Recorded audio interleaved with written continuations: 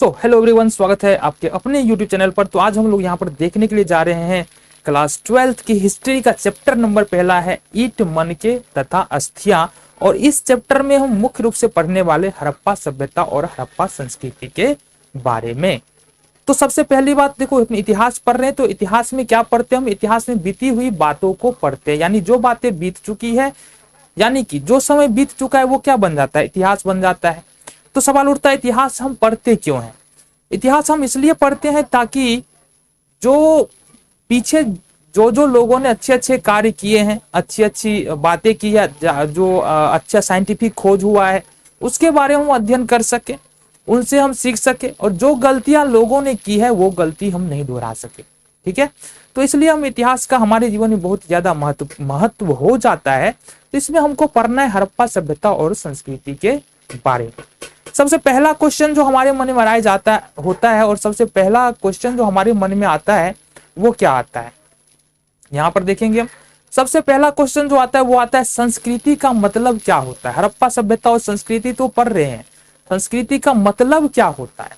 तो बच्चे, संस्कृति का मतलब होता है किसी खास काल में, किसी खास समय में यदि कुछ वस्तुओं का समूह मिलता है, कहीं कहां से? इतिहास में उत्खनन के द्वारा। मतलब यदि हम खुदाई करते हैं और खुदाई करने के क्रम में हमको किसी खास समय का सामान मिलता है, मतलब वो 400, 500, 1000 साल का एक संस्कृति होता होगा, है ना, 1-2 साल का तो होता नहीं है। तो संस्कृति जो बनता है ना, वो 500, 700 या 1000 साल के 1000 साल में ही बनता है, वो एक संस्कृति होता है। तो 200, 400 या 500 या 1000 साल के दौरान जो है, जो भी सामान्य इकट्ठा मिली है इतिहास में पुरातात्विक स्रोतों से, पुरातत्व मतलब होता है क्या चीज? खुदाई करने के बाद जो कुछ भी मिला उसको हम लोग पुरातात्विक वस्तुएं मिलता है। जो खुदाई करता है ऐतिहासिक वस्तुओं का, उसको हम पुरातत्वविद बोलते हैं। ठीक है, तो संस्कृति का मतलब क्या है ये समझ गए हम। और भी थोड़ा सा देख लेंगे संस्कृति का क्या अर्थ होता है।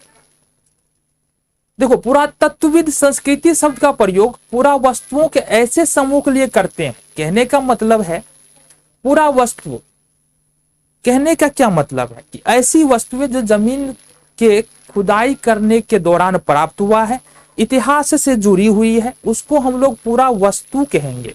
तो संस्कृति का शब्द का प्रयोग किसके लिए करेंगे? ऐसी वस्तुओं के समूह के लिए करेंगे जो किसी खास समय से संबंधित है और एक विशेष प्रकार का होता है।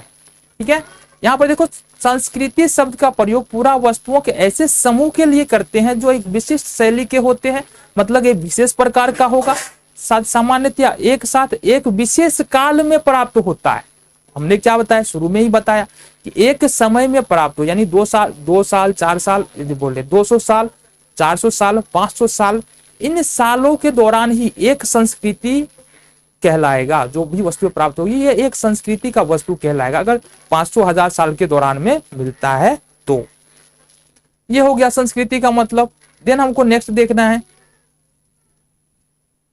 हमको पढ़ना क्या है? हड़प्पा सभ्यता और संस्कृति। तो हड़प्पा सभ्यता और संस्कृति देखो, यहां से प्राचीन भारत की पहली सभ्यता हड़प्पा सभ्यता है। भारत की पहली सभ्यता अभी भी हड़प्पा सभ्यता को ही माना जाता है। ये लगभग 3000 से 4000 साल पुरानी सभ्यता है हमारी हड़प्पा सभ्यता।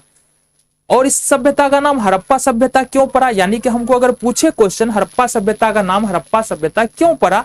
क्योंकि यह सबसे पहले खुदाई कहां पर हुआ था? हड़प्पा नामक स्थान पर हुआ था, और वहीं से इसका कुछ प्रमाण मिला, इसलिए हड़प्पा सभ्यता का नाम हड़प्पा पड़ा। तो क्वेश्चन अगर पूछे हड़प्पा सभ्यता का नाम हड़प्पा सभ्यता क्यों मिला, क्यों पड़ा? तो हड़प्पा सभ्यता की खुदाई यानी सबसे पहला प्रमाण जो है हड़प्पा नामक स्थान से प्राप्त होता है, इसलिए इस सभ्यता का नाम हड़प्पा सभ्यता पड़ा। दूसरी बात है, हड़प्पा सभ्यता को सिंधु घाटी सभ्यता क्यों बोलते हैं? क्योंकि यह सभ्यता जो है सिंधु नदी के आसपास के क्षेत्र में फैली हुई है, इसलिए इसको सिंधु घाटी सभ्यता कहते हैं। ठीक है, खोजी गई। हड़प्पा पाकिस्तान के प्रांत मोंटगोमरी जिले की रावी नदी के तट पर स्थित है। यह भी याद रखो बात, कहां पर स्थित है? पाकिस्तान के प्रांत, यहां पर देख लो, पाकिस्तान के, यहां देखो, पाकिस्तान प्रांत के मोंटगोमरी जिले के रावी नदी पर स्थित है। अब ये कितनी पुरानी सभ्यता है? हड़प्पा सभ्यता कितना साल पुराना है, तो 2600 से 2900 ईसा पूर्व के बीच इसका काल निर्धारण किया गया है। मतलब 3000 से 4000 साल पहले इस सभ्यता का अस्तित्व था। और जैसा कि हमने बात किया, हड़प्पा सभ्यता को सिंधु घाटी सभ्यता भी कहा जाता है। आगे देखेंगे जी।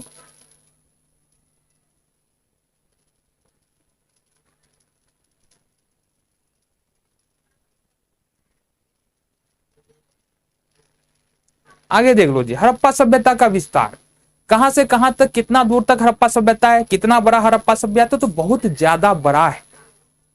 अगर हड़प्पा सभ्यता की विस्तार की बात करें, कितने क्षेत्रों में फैला हुआ है, तो देखो यहां से सामने नजर आ रहा है 12,99,600 वर्ग किलोमीटर में हड़प्पा सभ्यता संस्कृति फैला हुआ था। तो मतलब ये छोटी सभ्यता नहीं थी, ये बहुत बड़ी सभ्यता थी। ठीक है। सिंधु सभ्यता के लिए सुझाया गया नाम सिंधु सरस्वती संस्कृति एवं सिंधु सभ्यता का उपयुक्त नाम हड़प्पा सभ्यता। ये सब अलग अलग नाम है हड़प्पा सभ्यता का। हम यहाँ पर मुख्य रूप से क्या देखना है, हड़प्पा सभ्यता का विस्तार कितना था, तो 12,99,600 वर्ग किलोमीटर हड़प्पा सभ्यता का विस्तार था। ऑब्जेक्टिव में बराबर ये प्रश्न पूछे जाते हैं। आगे देखो यहाँ से, देखो यहाँ से कहाँ कहाँ पर फैला हुआ है हड़प्पा सभ्यता, तो यहाँ से जब देखेंगे हड़प्पा सभ्यता कहाँ कहाँ पर फैला हुआ है, अफगानिस्तान में देख लो, भारत में तो है ही, साथ ही साथ पाकिस्तान में, ये 3 देशों में तो मुख्य रूप से हड़प्पा सभ्यता फैला हुआ है। मतलब सिर्फ भारत में, ऐसा नहीं भारत में ही प्राप्त हुआ है।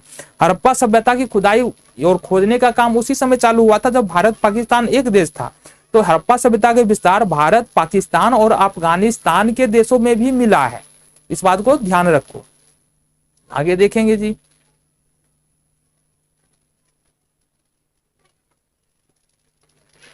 देखो यहां से अब एक चीज हमको देखना है, अभिलेख क्या होता है। ठीक है। देखो किसी भी इतिहास से जुड़ी हुई बातें या तो किसी पत्थर पर लिखा हुआ मिलेगा खुदाई के दौरान, या किसी बर्तन पर लिखा हुआ मिलेगा, या किसी गुफा में लिखा हुआ मिलेगा। वो जो लिखा हुआ मिलता है ना, चाहे किसी भी वस्तु पर लिखा हुआ, पत्थर पे हो, धातु के बर्तन पे हो, धातु के प्लेट पर हो, चाहे किसी भी वस्तु पर लिखा हुआ हो, उसको हम बोलेंगे अभिलेख। क्या बोलेंगे? अभिलेख।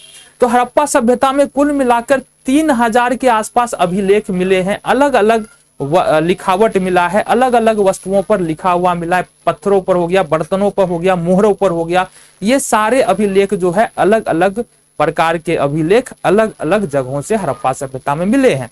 एक यह बात अलग है कि उन अभिलेखों को, जो लिखावट हड़प्पा सभ्यता में मिला है, उन लिखावटों को अभी तक पढ़ा नहीं जा चुका है। उन जो लिपि है हड़प्पा सभ्यता की, हमारी लिपि क्या है, हिंदी में देवनागरी है, इंग्लिश में पढ़ते हैं रोमन लिपि आती है। तो हड़प्पा सभ्यता की जो लिपि थी ना, वो अभी तक पढ़ी नहीं गई है, जिसके कारण हुआ क्या, जिसके कारण क्या हुआ कि हड़प्पा सभ्यता के बारे में अभी भी हमारी जानकारी काफी कम है। और जो भी जानकारी हड़प्पा सभ्यता के बारे में है वो किस आधार पर है, जो भी सामान वहां से प्राप्त हुआ है वही आधार पर हमारी जानकारी है। तो ये बातें समझ में आ गई। चलो जी, हड़प्पा सभ्यता के चरण, अब ये क्या है, हड़प्पा सभ्यता के चरण क्या है जी। हड़प्पा सभ्यता को 3 चरणों में बांट करके अध्ययन कर सकते हैं। आरंभिक हड़प्पा संस्कृति, विकसित हड़प्पा संस्कृति और परवर्ती हड़प्पा संस्कृति। हालांकि इसके बारे में अभी हम जान लेते हैं, लेकिन इसको डिटेल में बाद में हमको अध्ययन करना है, इसी चैप्टर में पढ़ना है आगे की वीडियो में। चलो जी, नेक्स्ट देखेंगे हड़प्पा सभ्यता की खोज 1921 से 22 ईस्वी में दयाराम सैनी, रखालदास बनर्जी और जॉन मार्शल के नेतृत्व में हुई।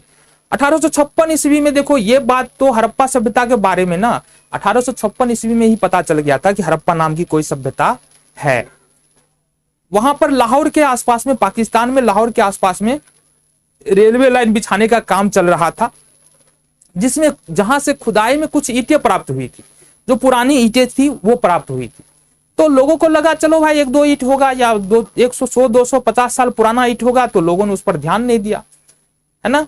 लेकिन अगर उसी समय ध्यान दिया होता तो ये जो हड़प्पा सभ्यता 1922 में, यानी 100 साल पहले जिसकी खोज हुई, उसकी खोज लगभग 150 साल पहले ही हो जाती। तो कौन कौन व्यक्ति ने खोज में भाग लिया, यहां पर देखेंगे किसने भाग लिया खोज में। तो यहां पर देखो 3 नाम है, दयाराम सैनी, रखालदास बनर्जी और जॉन मार्शल। इनके नेतृत्व में हड़प्पा सभ्यता से जुड़ी हुई खोज चल रहा था, ये 3 आदमी के नेतृत्व में। ठीक है, आगे देखेंगे जी, तो कहानी पढ़ लो। 1856 ईस्वी में लाहौर और कराची में रेलवे लाइन बिछाने का काम चल रहा था, जो हमने बताया।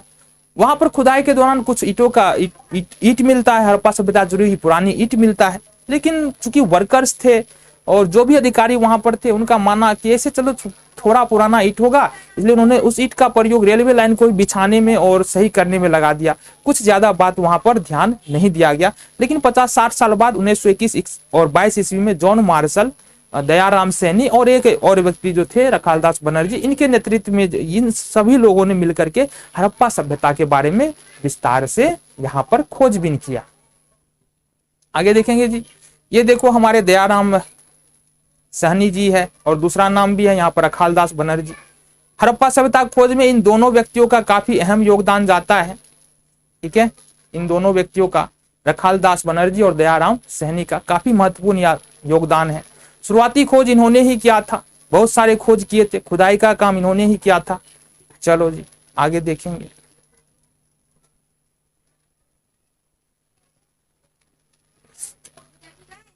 उस समय जब 1856 ईस्वी में जो है ना, जब खुदाई हुआ था, तो उस समय दो व्यक्ति ऐसा मानने वाले थे, जॉन ब्रटन और विलियम ब्रटन। दो ऐसे व्यक्ति थे जिनका मानना था कि यहाँ पर हड़प्पा में जो है ना संस्कृति हो सकता है, पुरानी सभ्यता संस्कृति हो सकती है। लेकिन उनके बातों पर लोगों ने ध्यान ही नहीं दिया। हालांकि ये बात आगे चल करके सत्य साबित हुआ ना कि हड़प्पा सभ्यता एक बहुत पुरानी सभ्यता थी। लेकिन अगर उस समय ध्यान दिया गया होता 1856 ईस्वी में, तो उस समय ये सारी बातें क्लियर हो जाती। चलो जी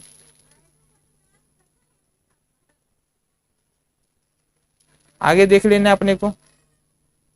1920-21 ईस्वी में माधव स्वरूप वत्स और दयाराम सहनी के द्वारा पहली बार हड़प्पा का उत्खनन आरंभ किया गया। तो ये माधव स्वरूप वत्स और दयाराम सहनी दो ऐसे व्यक्ति थे जिनके द्वारा पहली बार हड़प्पा संस्कृति की छानबीन शुरू की गई और खोदने का काम शुरू किया गया। और धीरे धीरे खोदते खोदते इतनी विशाल हड़प्पा सभ्यता संस्कृति मिली, जैसा कि हमने बताया कितना है, 13 लाख वर्ग किलोमीटर के आसपास में इसका क्षेत्रफल है हड़प्पा सभ्यता संस्कृति का। तो इतनी विशाल सभ्यता को खोदना भी आसान नहीं है और ज्ञात अभी भी जानकारी इकट्ठा की ही जा रही है अलग अलग जगहों से। जो 13 लाख वर्ग किलोमीटर का क्षेत्र है, छोटा सा नहीं होता है। तो जानकारी धीरे धीरे अभी भी निकल करके आ रही है हड़प्पा सभ्यता से जुड़ी हुई। ठीक है, आगे देख लेते हैं। 1922 ईस्वी में रखालदास बनर्जी ने मोहनजोदारो नामक स्थान का उत्खनन किया। जो चित्र हम देख रहे हैं ना हमारे डिस्प्ले में पीछे, वो भी मोहनजोदारो का ही दृश्य है। और ये जो हम दिख रहे हैं पिक्चर में, ये भी मोहनजोदारो का एक क्षेत्र है। मोहनजोदारो क्या था, एक पूरा का पूरा शहर था। ठीक है, जो बसा हुआ था। ये पूरा खुदाई में ही निकला है। खुदाई में हम सोचते हैं बहुत छोटा छोटा चीज मिलता है, देखो खुदाई में क्या मिल जाता है ना। और कितना, इतना आसान नहीं होगा ना इस पूरे के पूरे शहर को खोद करके निकालना, उसके बारे में अध्ययन करना, उसके हर एक वस्तु के बारे में अध्ययन करना, बातों को पता लगाना। तो पुरातत्वविद का जो काम होता है ना, वो भी आसान नहीं होता है। ठीक है, इसके अलावा बौद्ध, यहाँ पर क्या क्या था, रखालदास बनर्जी ने मोहनजोदड़ो का पता लगाया था। और साथ ही साथ जो है ये देखो क्या खोजा गया था, बौद्ध स्तूप का भी खोज किया गया था। तभी हम बौद्ध स्तूप को देखने वाले हैं। देखो जी, ये है हमारा बौद्ध स्तूप। ठीक है, इस बौद्ध स्तूप का पता लगाया गया था। रखालदास बनर्जी इस टीले के ऊपर स्थित कुषाण युगीन बौद्ध स्तूप का उत्खनन कर रहे थे। तो ये देखो बौद्ध स्तूप है हमारा हड़प्पा सभ्यता से रिलेटेड, और ये है मोहनजोदारो हड़प्पा सभ्यता से रिलेटेड। तो ये रखालदास बनर्जी के द्वारा जो है और दयाराम सहनी जी के द्वारा जो है ये कार्य कर किया गया। तो आई होप ये वीडियो आपको पसंद आया होगा। हड़प्पा सभ्यता से जुड़ी हुई चैप्टर बहुत ही दिलचस्प है।